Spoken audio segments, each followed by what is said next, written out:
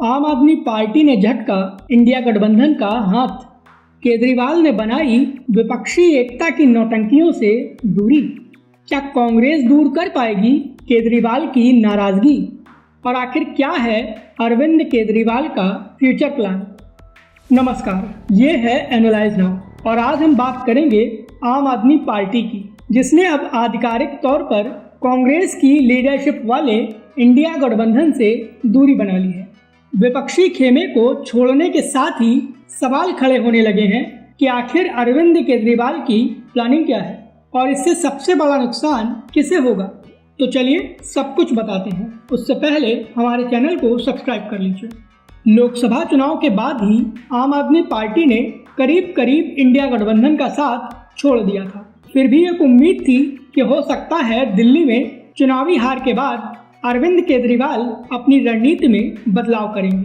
हरियाणा चुनाव और दिल्ली विधानसभा चुनावों में आम आदमी पार्टी ने कांग्रेस के साथ चुनाव लड़ने के बजाय अपना अलग रास्ता अपनाया था। आम आदमी पार्टी का हरियाणा और दिल्ली चुनाव में अकेले लड़ने का फैसला किस हद तक विपक्ष के लिए खतरनाक साबित हुआ, ये तो आप भी जानते हैं। ऐसे में अब जब आम आदमी पार्टी को संसद के सत्र के पहले विपक्षी दलों की बैठक में बुलाया गया तो पार्टी ने इनकार कर दिया। मतलब ये कि अब इंडिया गठबंधन से अरविंद केजरीवाल का कोई लेना देना नहीं है। अरविंद केजरीवाल भले ही दिल्ली का चुनाव हारे हैं, लेकिन फिर भी उन्होंने जो कदम उठाया है वो बेहद दिलचस्प है और सवाल उठने लगे हैं कि आखिर अरविंद केजरीवाल का राजनीतिक मकसद क्या है। तो चलिए आपको उनके खतरनाक इरादों के बारे में बता देते हैं।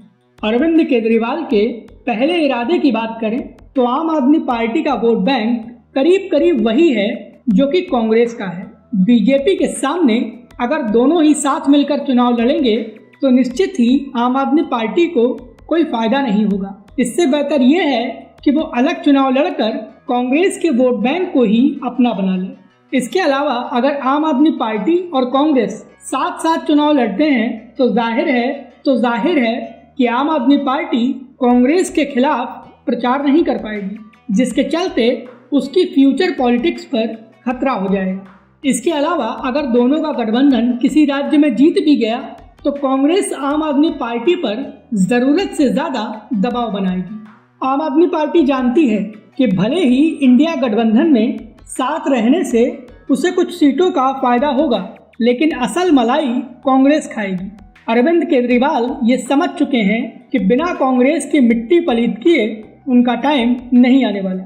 यही कारण है कि आम आदमी पार्टी ने हरियाणा का विधानसभा चुनाव अकेले लड़ा था। हरियाणा में अरविंद केजरीवाल की पार्टी ने कोई सीट तो नहीं जीती थी, लेकिन दर्जन भर सीटों पर कांग्रेस का खेल खराब हुआ था और इसका फायदा बीजेपी को मिला था। दिल्ली में चुनावी हार मिलने के बाद पंजाब और गुजरात के विधानसभा उपचुनावों में आम आदमी पार्टी ने जीतकर ये दिखा दिया है कि पार्टी अभी खत्म नहीं हुई है। गुजरात से आम आदमी पार्टी के लिए काफी उम्मीदें हैं। दरअसल गुजरात में 2022 के विधानसभा चुनाव में आम आदमी पार्टी ने बेहतरीन प्रदर्शन किया था और 14% का वोट शेयर हासिल कर लिया था। इसके साथ ही आम आदमी पार्टी को 5 विधानसभा सीटें भी मिली थी।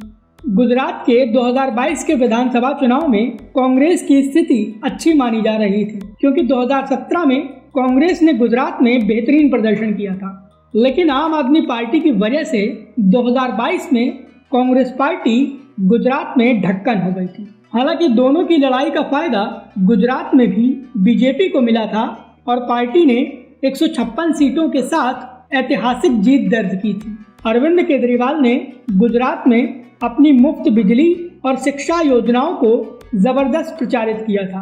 गुजरात के विधानसभा उपचुनाव में आम आदमी पार्टी को मिली जीत बता रही है कि बीजेपी से नाराज लोगों को कांग्रेस के बजाय अरविंद केजरीवाल की पार्टी से ज्यादा उम्मीदें हैं और इसीलिए अनुमान है कि अरविंद केजरीवाल का मकसद गुजरात में आम आदमी पार्टी को नंबर 2 बनाना है। 2012 में भ्रष्टाचार विरोधी आंदोलन से जन्मी आम आदमी पार्टी ने शुरू से ही खुद को आम आदमी की पार्टी के तौर पर स्थापित किया था और अरविंद केजरीवाल का दावा था कि वो पारंपरिक राजनीति से अलग कल्याणकारी नीतियों और पारदर्शी शासन पर जोर देते हैं।